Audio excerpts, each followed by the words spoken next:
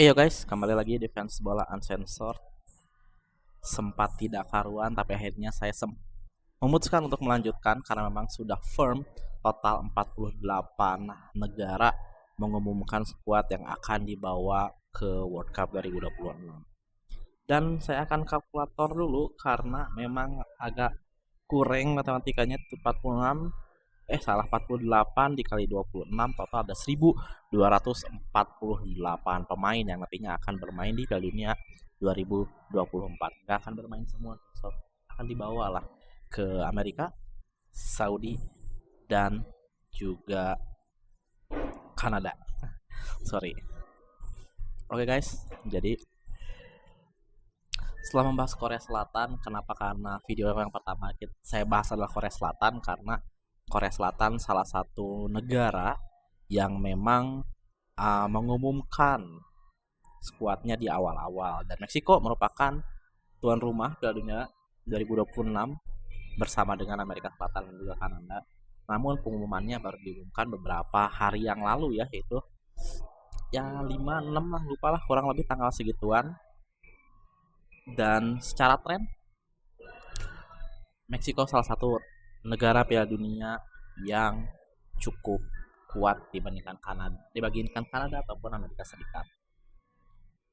Kita ambil dari 3 pertandingan persahabatan yang dilakukan sebelum Piala Dunia, yaitu melawan Ghana, mereka menang 2-0, melawan Australia menang 1-0, dan terakhir melawan Serbia menang dengan sangat telak 5-1. Kita tahu bagaimana kultur sepak bola di Meksiko sangat baik, dan negara ini pun sudah pernah menggelar Piala Dunia sebelumnya selain 2026. Tentunya euforianya cukup tinggi, ditambah pelatihnya Javier Aguirre juga ini merupakan World Cup ketiganya bersama Meksiko. Sebelumnya pernah menangani Meksiko di World Cup 2022 dan juga World Cup 2010. Pengalaman sudah matang, sudah sangat paham seluk-beluk tim nasional Meksiko, dan skuadnya pun cukup lumayan jika kita ingin bandingkan dengan skuad yang ada di grup A, tapi akan sangat sulit untuk melaju jauh jika kita ingin melihat keseluruhan tim World Cup yang ada. Kita lihat World Cup untuk Meksiko kali ini berada di FIFA ranking posisi 15. Berdasarkan statistik ataupun artikel yang pernah saya baca, ini total dari World Cup 1930 sampai dengan sekarang ini chance juara Piala Dunia ini paling rendah nih, peringkat FIFA nomor 17. Ya, jadi Meksiko salah satu tim elit loh ya, terutama di Amerika Utara. Menurut saya dibanding Amerika Serikat, Meksiko salah satu tim yang cukup solid, compact, dan di berbagai posisi cukup baik. Dan kini saya akan membahas per posisinya dan bagaimana Meksiko akan melaju di World Cup 2026. Oke. Yang pertama adalah dari penjaga gawang. Meksiko mengambil 3 penjaga gawang. Yang pertama adalah Raul Rangel yang bermain untuk Santos Laguna kan ini. Deportivo Guadalajara. Lalu juga yang ketiga ada Avesedo yang bermain untuk Santos Laguna. Lalu juga ada Guillermo Ochoa, kiper World Cup, dan menjadi satu dari 3 pemain dari World Cup 2026 yang bermain di World Cup 2026. Gimana sih? Satu dari 3. Ntar ya guys, ada chat.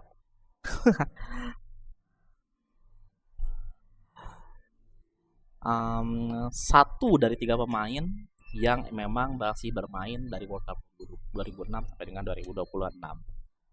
Dan sebenarnya kiper utama dari Meksiko ini adalah Luis Marajon, kiper yang sudah lama menjadi kiper tim nasional Meksiko sejak 2020.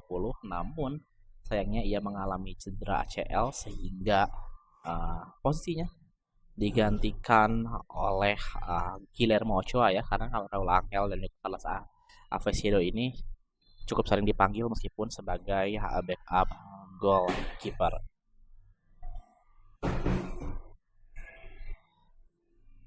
Dan kalau kita lihat Sorry guys.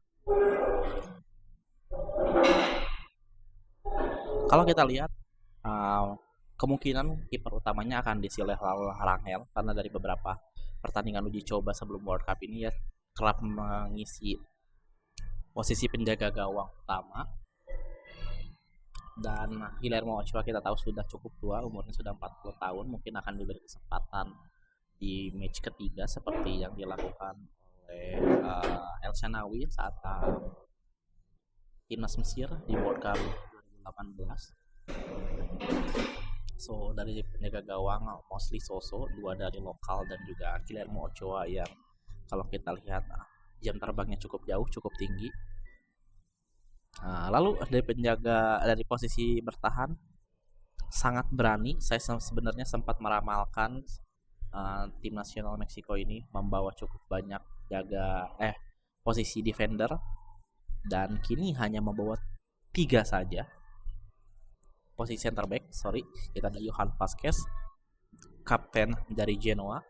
Lalu ada Cesar Montes yang bermain di Liga Rusia bersama Lokomotiv Moskow. Kemungkinan ini akan menjadi duet dari back tim nasional Meksiko.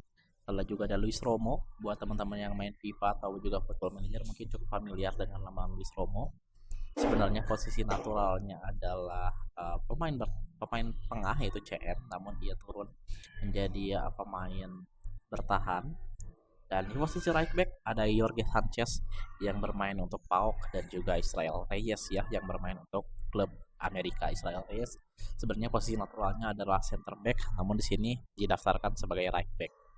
Di posisi kiri ada back senior Jesus Gallardo yang bermain untuk Toluca dan juga back asal AZ Alkmaar yaitu Matteo Chavez yang kemungkinan akan menjadi backup dari Gallardo. Dari posisi pemain bertahan cukup lumayan, cukup oke, terutama ada kehadiran Johan Vazquez yang bermain untuk Genoa, bahkan menjadi kapten dari Genoa. Cukup solid juga kalau kita lihat dari beberapa pertandingan, Meksiko cukup sering mendapatkan hasil clean sheet dan hanya kebobolan saat melawan Belgia serta Serbia kemarin yang saat menang 5-1. Kuncinya menurut saya dari permainan Meksiko adalah cukup pragmatis, cukup kuat dalam bertahan menggunakan formasi berapa ya di sini 4-1-4-1 atau 4-2-3-1, menahankan stabilitas dan fondasi utamanya adalah dari pemain bertahan mereka. Lalu di pemain tengah di sini ada Edson Alvarez yang sudah lama tidak membela tim nasional Meksiko dikarenakan cedera. Mantan pemain West Ham United ini kini sekarang bermain di Fenerbahce.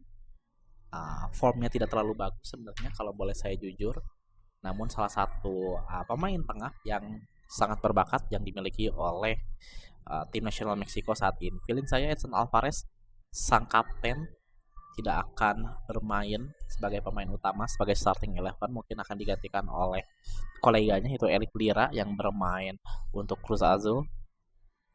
Karena memang dari fitnessnya, dari kebugarannya, dan juga memang Meksiko masih memiliki opsi lain di lini tengah di posisi tersebut, yaitu adalah dari Obed Vargas yang bermain untuk Atletico Madrid yang sudah pindah dari Seattle Sounders pada bulan Januari lalu. Selanjutnya ada Luis Chavez berusia 30 tahun dari Dinamo Kiev. Lalu juga ada Orbelin Pineda dari AEK ya ini, AEK Athens. Lalu juga ada Alvaro Fidalgo yang kini bermain untuk Real Betis, dan salah satu pemain termuda di World Cup tahun ini yaitu Gilberto Mora yang bermain untuk klub Tijuana.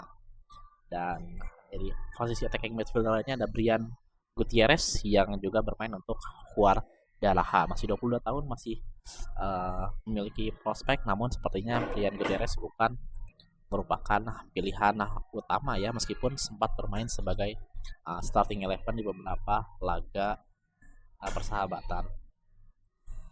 Selanjutnya untuk pemain tengah, hampir semua prediksi dari saya cukup benar. Semua pemainnya rata-rata dipanggil, yang memang cukup sering dipanggil dari Gold Cup tahun lalu juga ke partai friendly match dari 2 tahun yang lalu pun komposisinya tidak jauh, sehingga memang dapat saya prediksi bahwa kekuatan lini tengah dari Meksiko ini cukup firm, cukup stabil dibandingkan kontestan ataupun partisipan yang ada di grup A lainnya. Selanjutnya dari posisi attacker, di posisi left wing di sini Meksiko memanggil Alexis Vega yang bermain untuk Deportivo Toluca. Lalu juga ada Cesar Huerta ya yang bermain untuk Anderlecht. Meskipun formnya tidak terlalu bagus di Anderlecht musim ini, tapi ya so far masih muda, 25 tahun, dan bisa menjadi senjata rahasia apabila Meksiko nantinya mengalami kebuntuan. Di posisi right winger hanya ada membawa satu Roberto Alvarado yang juga bermain untuk Guadalajara, dan untuk edisi kali ini Meksiko mengalami surplus striker. Jika kita lihat beberapa tahun yang lalu mungkin striker Meksiko Raul Jimenez, lalu juga Chicharito Hernandez, dan juga legendnya ada Hugo Sanchez. Namun saat ini ada beberapa surplus menurut saya, dan 3 striker utamanya itu adalah Santiago Jimenez yang bermain untuk AC Milan, lalu juga ada Raul Jimenez, striker Gaek yang baru saja pindah ke Wolverhampton Wanderers, kembali ke Wolves setelah bermain untuk Fulham, sudah 35 tahun, dan juga Julian Quinones ya yang bermain untuk Al-Qadsiah di Liga Arab dan merupakan salah satu pencetak gol terbanyak di Liga Arab Saudi dengan mencetak 33 gol musim ini. 2 striker lainnya yaitu striker muda, ada Armando Gonzalez dari Guadalajara juga, dan striker Gaek ya, Guillermo Martinez. Sebenarnya saya cukup kaget mengapa Javier Aguirre mengambil ataupun memanggil Guillermo Martinez, tidak German Berterame yang bermain untuk Inter Miami bersatu tim dengan Lionel Messi. Namun ya itu keputusan dari pelatih, harus kita hargai, harus kita hormati. Dan juga masih ada nama Hirving Lozano yang sempat bermain untuk Napoli dan juga VSV, yang kini sekarang bermain untuk San Diego FC di Amerika, tidak dipanggil oleh Javier Aguirre. Untuk striker cukup berbahaya, ada striker yang lagi tajam-tajamnya, ada striker muda, ada striker yang bermain di klub besar meskipun tidak mempunyai cetak gol, dan juga striker baik. Opsinya banyak, namun sepertinya striker utama masih akan dipegang oleh Raul Jimenez dan juga Julian Quinones yang memiliki kecepatan, kadang sempat digeser ke posisi sayap kiri oleh Javier Aguirre. So, menurut saya Meksiko ini memiliki peluang yang sangat besar untuk dapat lolos langsung di grup A.